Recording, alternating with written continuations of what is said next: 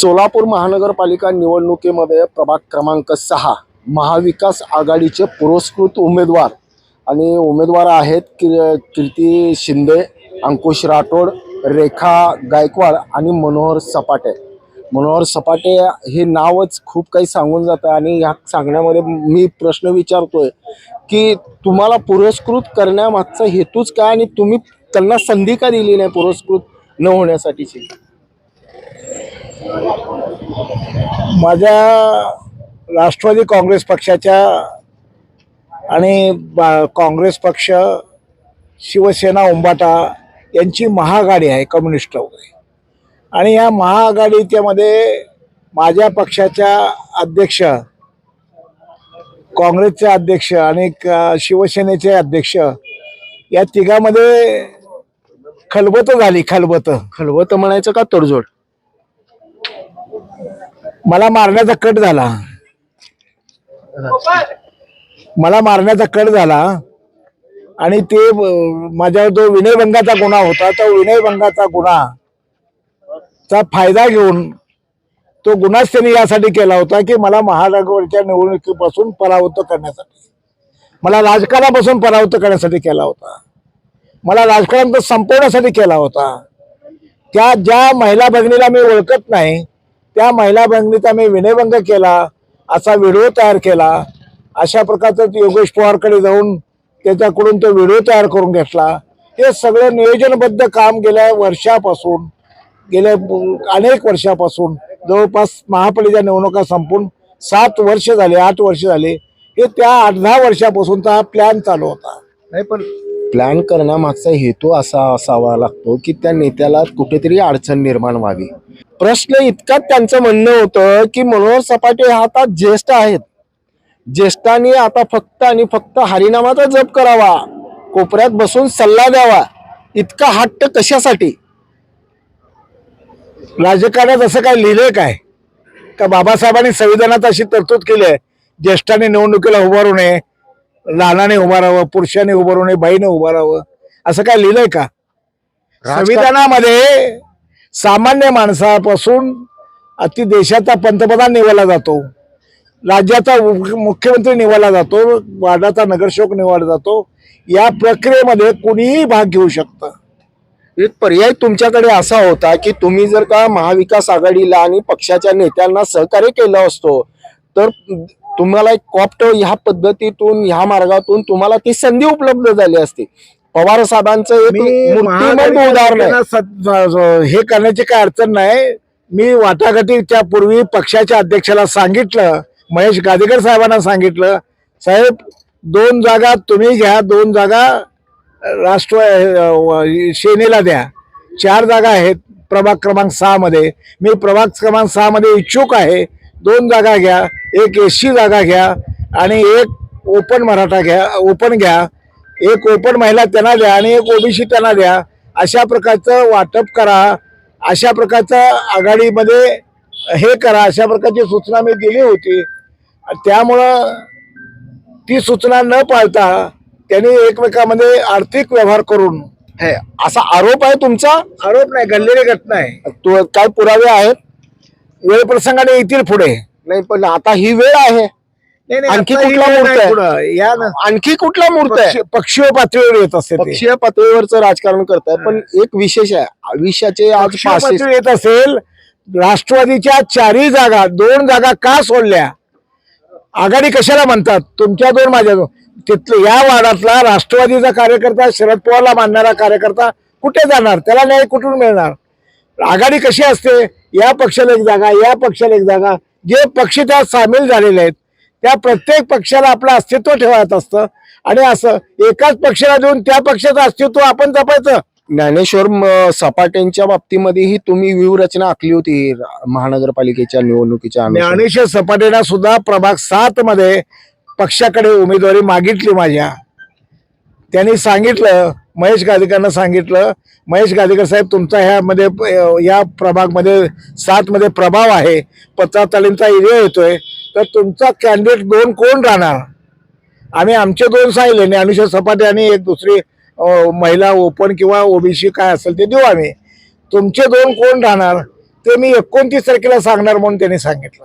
म्हणजे हा डावच होता असं हा, म्हणा. राजकारण उघड गोड डाव होता. त्यांनी सांगितलं मी 29 तारखेला सांगणार आणि तुमचं अस्तित्व म्हणजे मी 30 तारखेला नॉमिनेशनचा शेवट दिवस. साहेब एक आणखी एक प्रश्न की वयाची 65 गाठल्यानंतर राजकारणातलं आणखी कुठलं पद तुम्हाला असं मिळावं अशी अपेक्षा आहे आणि ते राहून गेलंय? मी आमदारकीला इच्छुक आहे आणि मला आमदारकी मिळाली नाही हे माझं दुर्दैव आहे. माझ्या पक्षांतर्गत विरोध, बाहेरचा विरोध, समाजातल्या राजकर्त्यांनी केलेला विरोध, हा सगळा विरोध दमेला धरून माझ्या आमदारकीवर पाणी सोडलं गेलं. मी आमदारला पात्र असणारा कार्यकर्ता आहे. मी बँक चालवतो, समाजाची संघटना चालवतो, 2 इन्स्टिट्यूशन चालवतो, शैक्षणिक इन्स्टिट्यूशन चालवतो, माझ्याकडे 500 कर्मचारी आहेत. अशा अनेक सामाजिक सांस्कृतिक कार्यक्रम करतो आणि अशा सगळ्या कार्यक्रमामधून मी समाजामध्ये एक प्रकारचा विश्वास निर्माण केलेला आहे आणि मला तो त्या विश्वासाला मी जनतेमध्ये पात्र आहे का नाही, आमदार होण्याची माझी इच्छा होती आणि ते माझं स्वप्न होतं. हा, अजून या अतृप्त आहे. नाही, आता मला आमदारकी पक्षाकडून दिली गेली नाही. माझं ए फॉर्म बी फॉर्म याच अध्यक्षांनी पळवला, यांनीच पळवला आणि आताही ए फॉर्म बी फॉर्म तेच पळवत आहेत. मला निवडणुकीपासून लांब टाकतायत. ए फॉर्म बी फॉर्म मागच्या वेळी माझं तिकीट डिक्लेअर झालं आमदारकीचं, तेव्हा माझ्याबद्दल ग्लॅमर होतं, लोकांमध्ये आस्था होती, त्यावेळी माझं तिकीट पळवलं. आणखी एक विचारायचं की पक्षीय राजकारणामध्ये पवार साहेबांचं वर्चस्व असतानाचं राजकारण तुम्ही पाहिलंय, अनुभवलंय, भोगलंय हे. पण आता पवार साहेबांच्या पक्षीय राजकारणाची जबाबदारी धुरा किंवा ते हाताळण्याचे एक कर्तबगार अशा नेत्या तिथं असल्यामुळं तुमच्यासारख्याचं अवमूल्य नव्हतं असं वाटतं का? मी तुमच्या माहितीसाठी म्हणून सांगतो, सगळ्यात महत्वाची बाब, शरद पवार ऑल इंडिया राष्ट्रवादी काँग्रेसचे अध्यक्ष आहेत. 10 जून 1999 या पक्षाची स्थापना झाली आणि या पक्षाच्या स्थापनेनंतर अजितदादा पक्ष संघटनेचा ताब्यात घेऊन अजितदादा संघटनेला शक्ती देण्याचं काम, ताकद देण्याचं काम आणि महाराष्ट्रातल्या असंख्य कार्यकर्त्याला हाताळण्याचं काम करत होते. मला स्वतः पवार साहेबांनी सांगितलं की मनोहर, प्रत्येक वेळी माझ्याकडे येण्यापेक्षा अजितदादाकडे जाता, अजितदादाला काम सांग. मी साहेबाला म्हणालो, साहेब मी अजितदादाकडे जाऊ शकत नाही, मला तुमच्याशिवाय काम सांगायचं नाही आणि तुम्ही माझं काम केलं नाही तर नाही केलं, पण मी अजितदादाकडे जाणार नाही. परंतु महेश गादेकरनं सोलापुरात एक पद्धत पाळली. त्यानं सुरुवातीला राजकारणात आला, माझी उंगली धरून राजकारणात आला, माझा कार्यकर्ता म्हणून राजकारणात आला. मी त्याला सल्ला दिला, तू पत्रकारांचं नेतृत्व करणे, एक तर मी मोठा नाही, माझं ताकद नाही, तू आणखीन कोणाचं तर मदत घे म्हणून त्याला पद्मश्री पाटलाकडे मी पाठवलं आणि त्याला सांगितलं की राजा, त्यांच्या माध्यमातून तू राजकारण कर.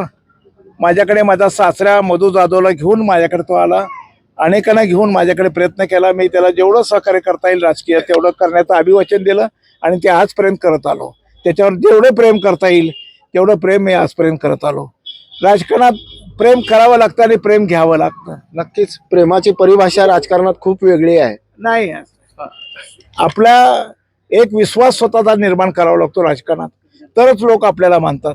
अस्थिर राजकारण केलं आणि स्थिर राजकारण, राजकारणातले 2 भाग असतात, एक अस्थिर आणि एक स्थिर. अस्थिर तुम्ही स्वतःला कुठे बघता, अस्थिर का स्थिर? स्थिर राजकारण केलं, पूर्ण स्थिर करताय. मी पूर्ण स्थिर, म्हणून तर शरद पवारांना गेली राजकीय 45 वर्ष मी सोडलं नाही. राजकीय निरीक्षक बघितल्यानंतर तुमच्याकडे असं लक्षात येतं की तुम्ही अस्थिर आहात. नाही, एक भांडा आहे पण भांड्याला बुडच नाहीये. मी आयुष्यात एकदाही अस्थिर राजकारण केलं नाही. माझे 2 गोष्टी फायनल असतात, पक्ष आणि नेता. पक्ष माझा शरद पवार, तोच पक्ष, आणि नेता माझा शरद पवार. एक वैशिष्ट्य असं आणि की गेले 45 वर्ष शरद पवार जेव्हा तरुण होते तेव्हा मी शरद पवारचा चाहता झालोय आणि पवार आता मला शरद पवारचा चाहता होऊन 53 वर्षे झाली. 53 वर्षे मी वयाच्या 16व्या वर्षी शरद पवारला पहिल्यांदा भेटलो, तेव्हा मी मायनर होतो. मला शरद पवारने वयाच्या 16व्या वर्षी म्हणाले, तुला तिकीट दिलं तर काय होईल? मी म्हणलं, माझ्या गांडीवर चड्डी नाही साहेब, मला तिकीट कशाला देता, माझी आई मला घरातनं हाकलून देईल.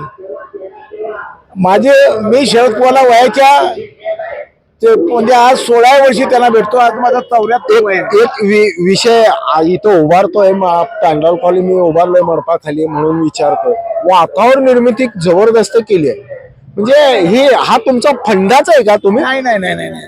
वातावरण निर्मिती मी केली नाही, वातावरण निर्मिती त्यांच्या कर्माने केली, मी नाही केली. मी कुणाच्या विरोधात गेलो नाही, वानकर साहेबाच्या विरोधात नाही, कुणाच्याही विरोधात नाही. मला वानकर साहेबाबद्दल नितांत प्रेम आहे. राजकीय प्रेम म्हणून आहे. तुम्हाला माहिती आहे समाजाच्या ह्याच्यात मी वानकर साहेबाच्या नेतृत्व मानायला तयार आहे. समाजाने जे तोडगा द्यायचा वानकरला अध्यक्ष करा आणि तोडगा घ्या, मी सांगितलं होतं. माझा असा स्वभाव नाही, माझा कुणाचाही संघर्ष नाही. मनोहर सपाटे हे शहरामध्ये इतके नावाजलेले आहेत की अनेक प्रभाग आहेत, पण हट्ट 6चाच का? नाही नाही नाही नाही नाही, असं नाही. तुमच्या माहितीची लक्षात ठेवा, 6 मध्ये या प्रभागमध्ये उभं राहायचं, या प्रभागमध्ये राजकारण करायचं कारण घडलं. 2012ला या प्रभाग न्याय वस्ती त्या परिसराला जोडला गेला आणि इथं माझे पाहुणे रावळे मित्र हितचिंतक कार्यकर्ते खूप मोठ्या प्रमाणात आहेत. आणि मी ठरवलं ते 2012ला मी जेव्हा निवडणुकीला उभारलो तेव्हा मला फक्त या गौडवस्ती परिसरात, जिथं आता महादेव गोळीची मुलगी उभारली त्या परिसरात फक्त मला 46 मतं पडली. 46 मतं पडली या सगळ्या पट्ट्यात, आणि सगळ्या एकूण पट्ट्यामध्ये या वार्डामध्ये मला 1400 मतं पडली. त्यामुळे माझा पराभव झाला या वार्डात, आणि पराभव झाला आणि मी निवडणुकीच्या मताच्या जोरावर निवडून आलो. मला कुठेही इथं मत नाही. पूर्ण वार्डात रुळाच्या अलीकडे शेटे वस्ती, दुम्मा वस्ती, पाटील वस्ती, देशमुख वस्ती, गवळी वस्ती, दमान नगर. आता वाटतं का तुम्हाला निवडून याल तुम्ही? 100%. म्हणजे हा उमेदवाराचा मी विश्वास निवडून येत असतो. नाही, जनता मला निवडून आणते. आता बरोबर आहे, राजकीय भाषा आहे, पण तुमचं नाही, चिन्ह राजकीय नाही. माझ्याकडे मुलाखती आहेत लोकांच्या. बरोबर. माझा एक प्रश्न असा आहे, हा. चिन्ह काय एवढं मार्मिक तुम्ही का घेतलं? चिन्हावर एवढं फोकस का?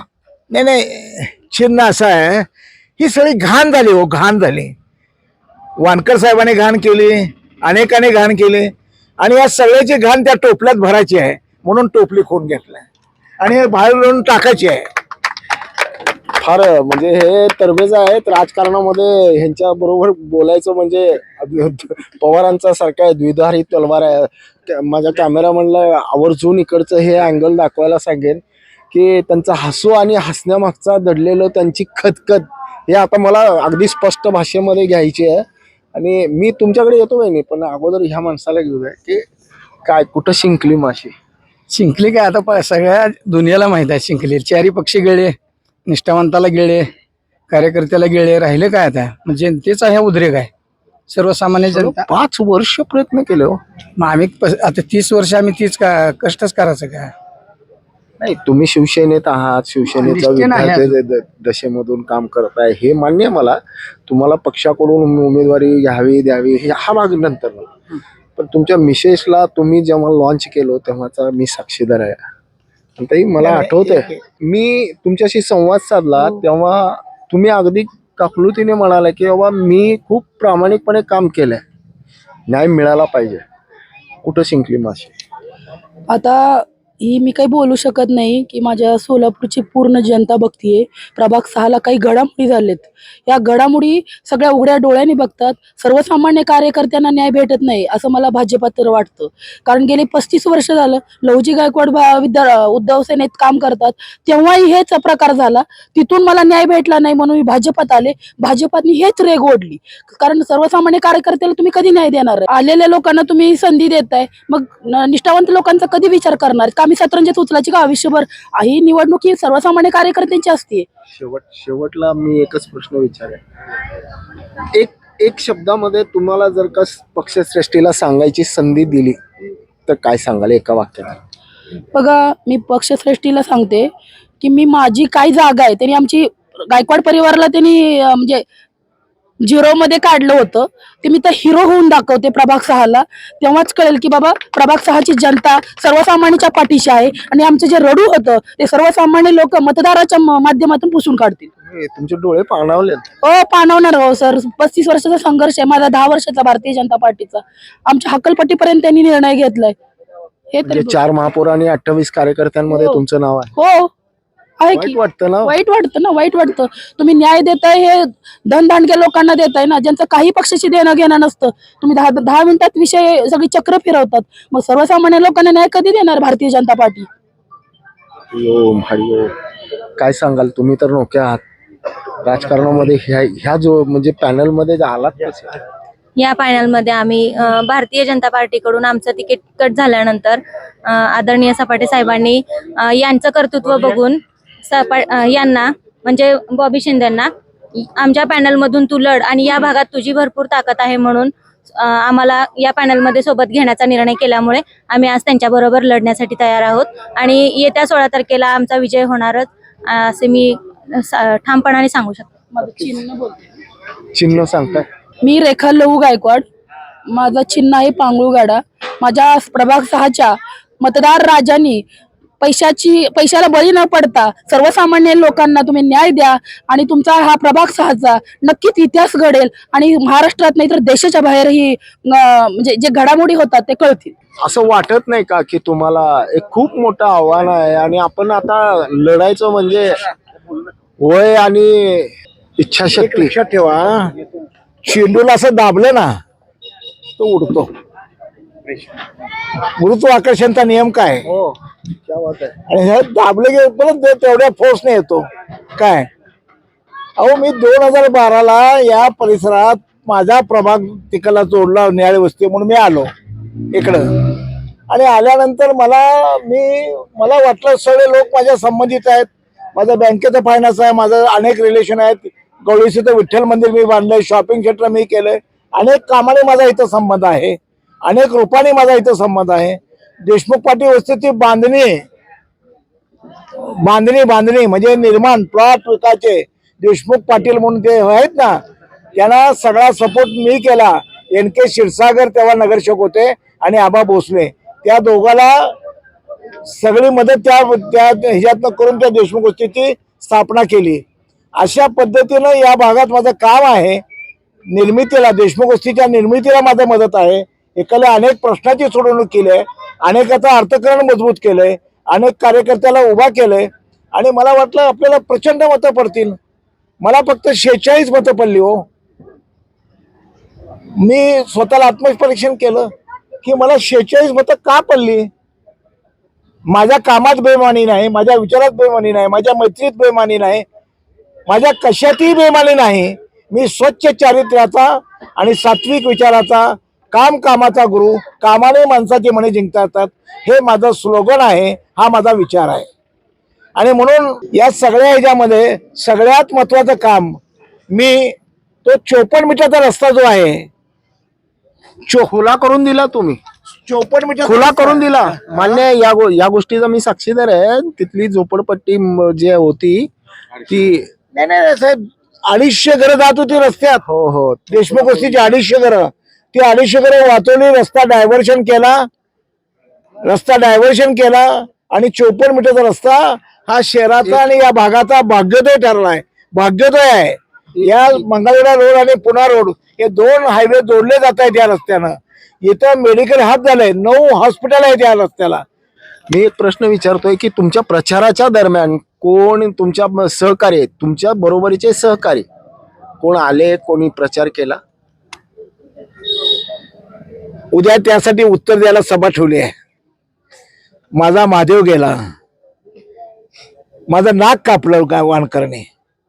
मला माझा कार्यकर्ता नेताना माझं तिकीट कापलं. इथंपर्यंत काय नाही, राजकारणातली देवघेव आहे.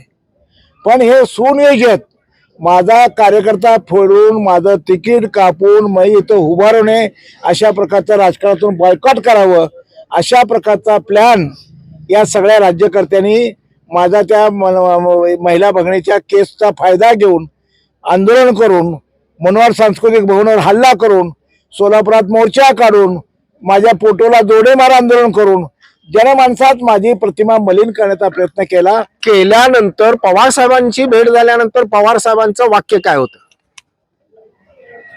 पवार साहेब म्हणले, या सगळ्या गोष्टीला जनतेच्या न्यायालयातच न्याय मागावा लागतो.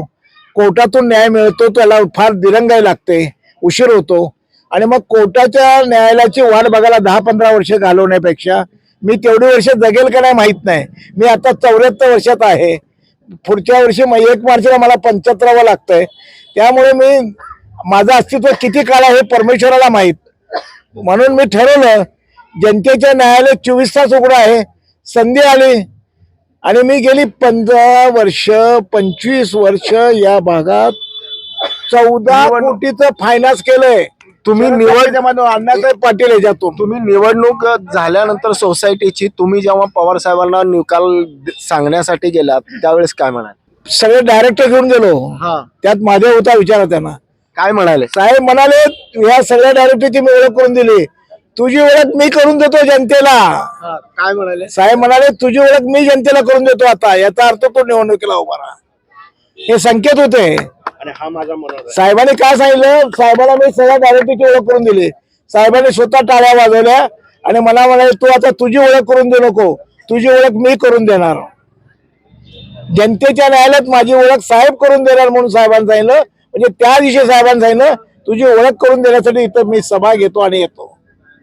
हे साहेबाचं घोषवाक्य होतं. आता येतील का साहेब? बोलवलं तर निमंत्रित केलं? मला तिकडे दिलं नाही पक्षाने. साहेब इथे पुरस्कृत आहेत तुम्ही. शिवसेना पुरस्कृत झालोय. तिथे मी परत घोडा घालतो.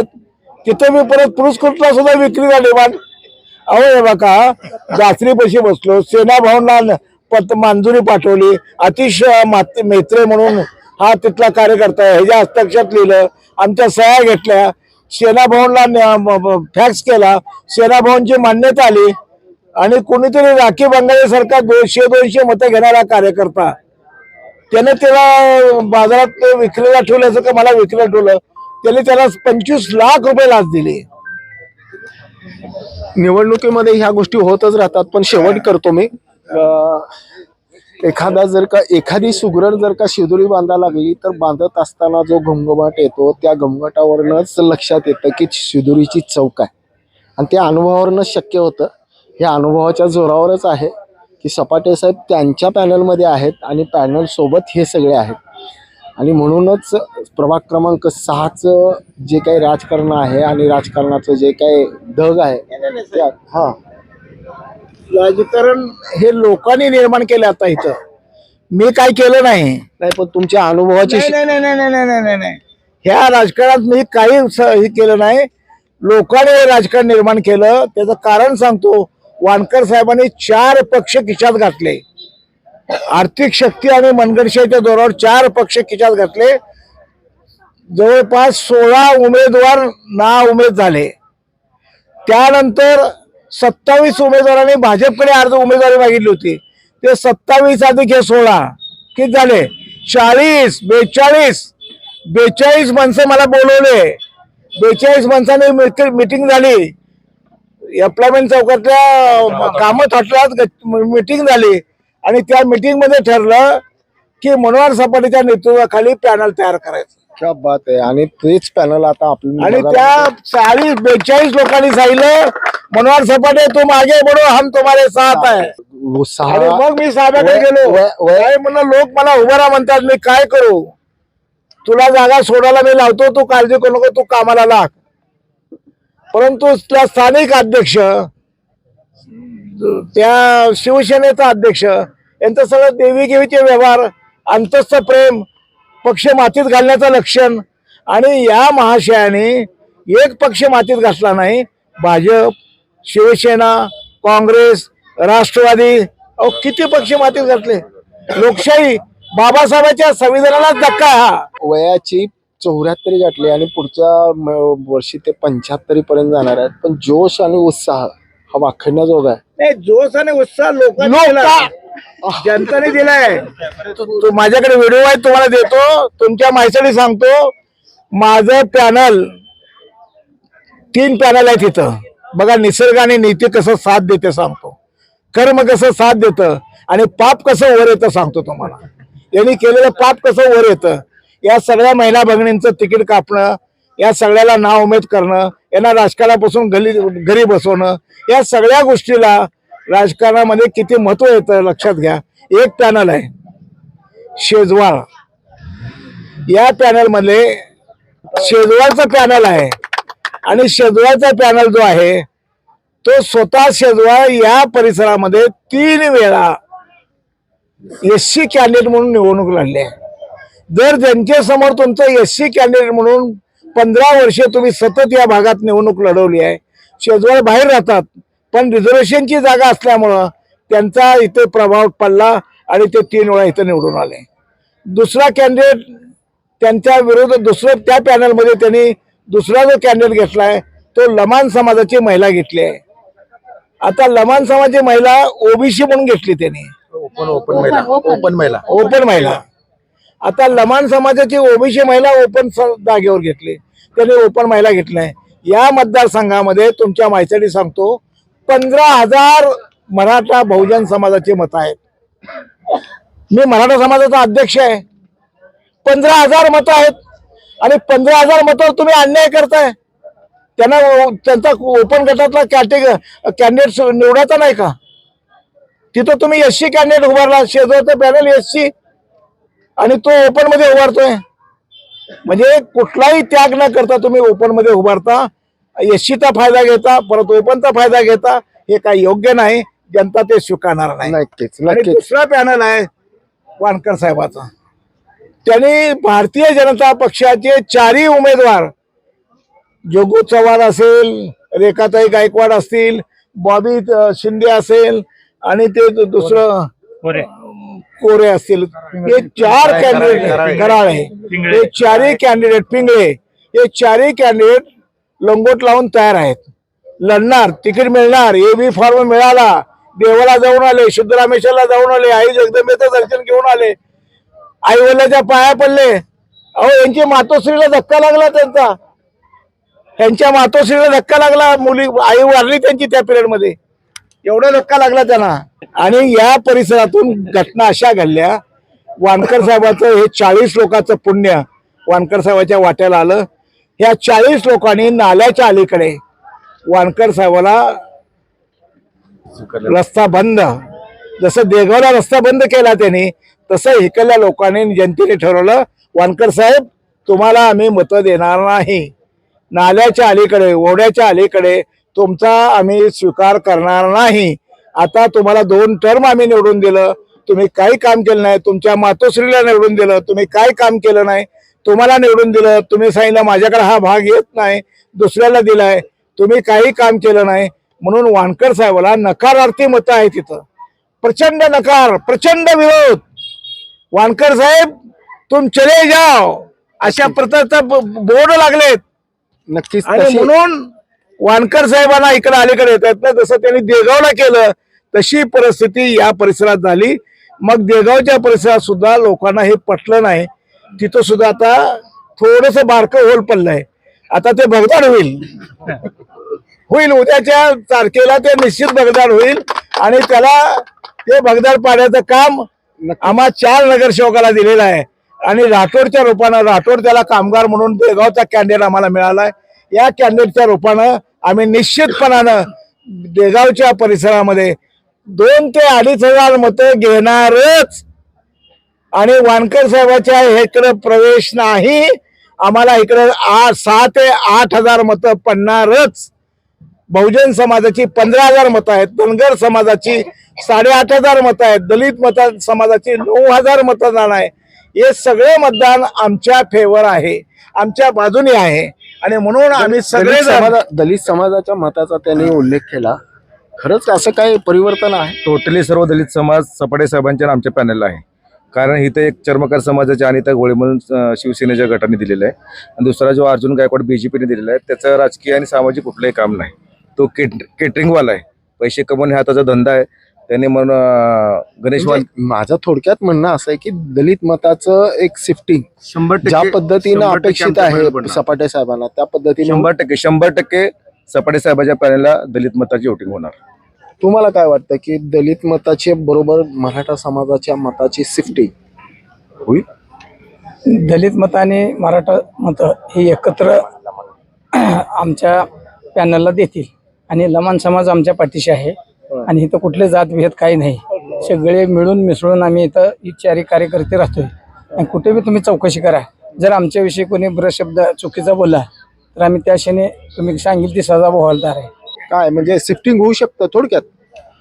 आजपर्यंत आमच्या समाजाला शिफ्टिंग होऊ शकतं की नाही? म्हणजे तेच आजपर्यंत आमच्या समाजाला शिवसेना असेल भाजप असेल कोणी न्याय देऊ शकलं नाही, तर ते सपाटे साहेबांच्या रूपामध्ये आम्हाला भेटलेलं आहे.